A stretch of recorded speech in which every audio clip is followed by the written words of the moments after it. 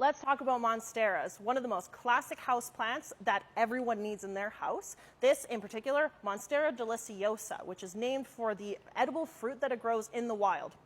Not here, we just grow for the leaves, but it's a great thing to grow it for. So it starts off when it's young with these small round leaves like this, but then as they age, get bigger, they can get massive with the fenestration, so the little breaks in the leaves, and they can get big, as you can see here. So Monstera deliciosa is not the only Monstera you can choose from. Another deliciosa is Thai constellation. So this one has been a rare collector plant for the last few years, but thankfully it's been a little bit more accessible to buy. It's not a third of my rent anymore, so you can buy it.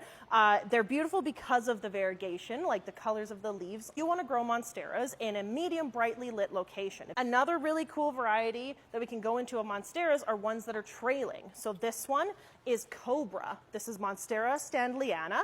I love this guy because of the variegation of the leaves, kind of similar to the Thai constellation.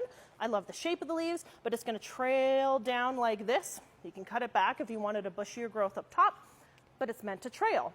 Same with this one. This is called Peru or Green Galaxy. It goes by two names, but I love the texture. It's almost like a quilted texture of the leaf. And once again, it trails down. The one in my apartment's like almost 3 feet long now. This is one of my favorites. Another classic houseplant. This is the Swiss cheese vine. So this is Monstera adansonii. So this one is a really nice compact growth right now. But once again, let it trail down. A relative of the Monsteras, the Rhaphidophora genus. I love to say that word.